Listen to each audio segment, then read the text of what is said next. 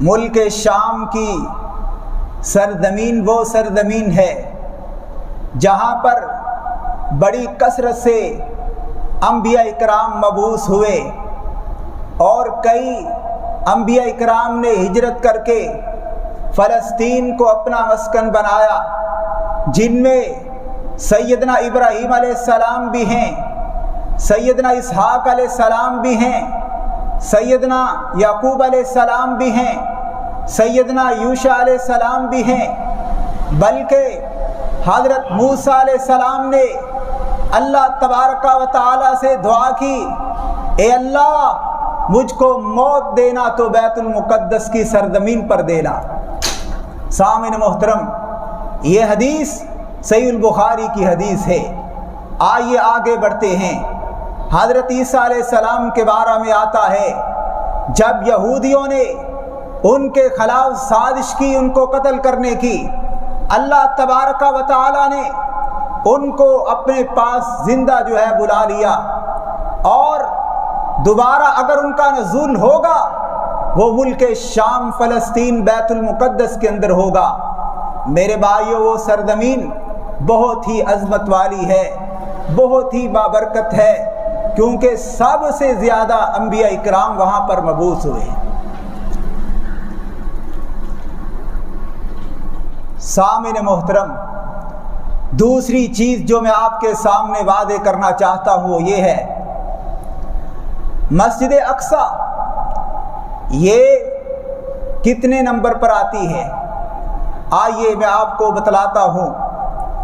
کائنات ارضی پر اللہ تعالیٰ کا مسجد اقصی دوسرا گھر ہے۔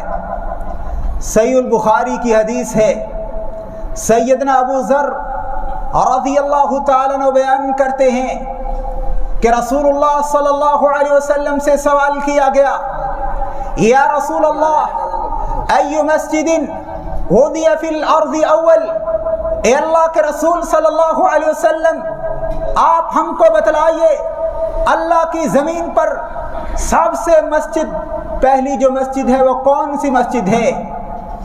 رسول اللہ صلی اللہ علیہ وسلم نے جواب دیتے ہوئے فرمایا، قال المسجد الحرام، وہ مسجد حرام ہے۔ قال قلت ثم ای، حضرت ابو ذر رضی اللہ تعالیٰ عنہ کہتے ہیں میں نے دوبارہ سوال کیا، اے اللہ کے رسول صلی اللہ علیہ وسلم اس کے بعد کون سی مسجد تعمیر ہوئی؟ رسول اللہ صلی اللہ علیہ وسلم نے جواب دیتے ہوئے فرمایا، قال المسجد الاقصی، وہ مسجد اقصی ہے۔ قلت، میں نے پھر کہا، کم کان بینہما؟ قال 40 سنہ، مسجد حرام اور مسجد اقصی کے درمیان کتنا فاصلہ ہے؟ مسجد اقصی مسجد حرام سے کتنی دیر بعد بنی ہے؟ 40 سنہ۔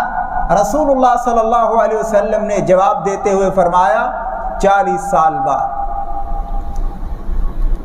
سامعین محترم، طبرانی کی ایک حدیث ہے جس کے اندر یہ واضح الفاظ ہیں، سیدنا داؤد علیہ السلام نے مسجد حرام کی تعمیر شروع کی تو اللہ تبارک و تعالی نے وحی کرتے ہوئے کہا اس کی تکمیل سیدنا سلیمان علیہ السلام کریں گے۔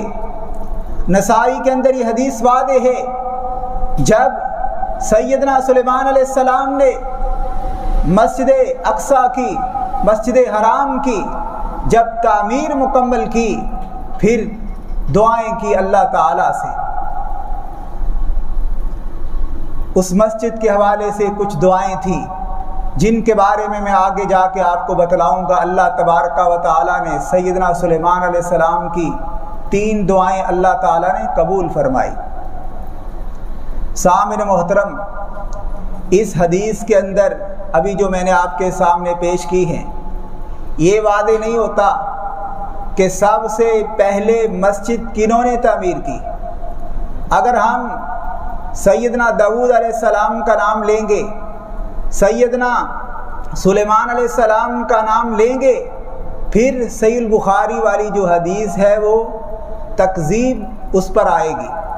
تو لہذا امام حجر رحمۃ اللہ علیہ بہت ساری روایات بیان کرتے ہیں اور اقوال بیان کرنے کے بعد یہ بات کہتے ہیں سب سے پہلے مسجد حضرت آدم علیہ السلام نے تعمیر کی، مسجد حرام، پھر اس کے بعد مسجد اقصی انہوں نے تعمیر کی۔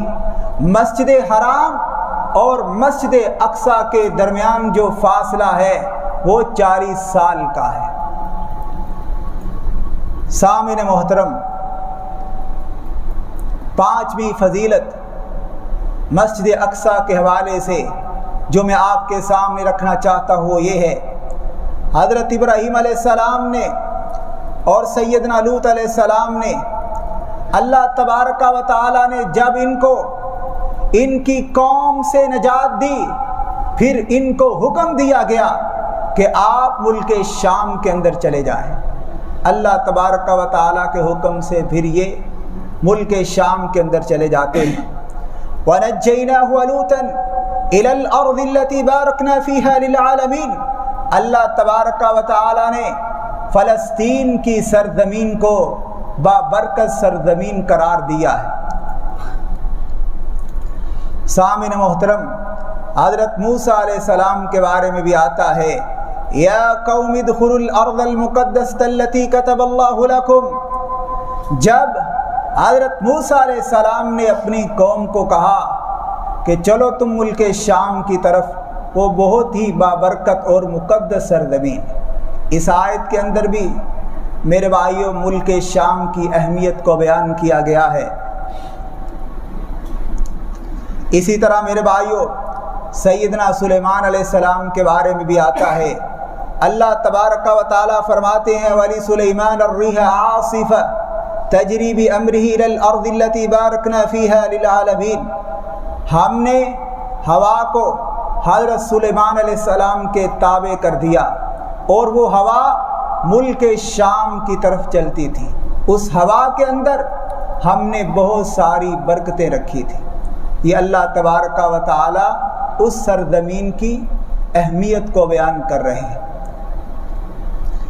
آٹھویں چیز میرے بھائیوں، اللہ تبارک و تعالی نے مسجد اقصی، فلسطین، ملک شام، یہ جو سرزمینیں ہیں ان کو پرسکون سرزمین قرار دیا ہے، جیسا کہ سورہ مومنون کی 50 نمبر آیت ہے، وَجَعَلْنَا ابْنَ مَرْيَمَ وَأُمَّهُ آیَةً وَآوَيْنَاهُمَا إِلَىٰ رَبْوَةٍ ذَاتِ قَرَارٍ وَمَعِینٍ، اور ہم نے عیسیٰ بن مریم کو ان کے لیے کچھ نشانیاں وعدے کی، اور ہم نے ملک شام کے اندر ان کو رہنے کے لیے بہترین جگہ دی۔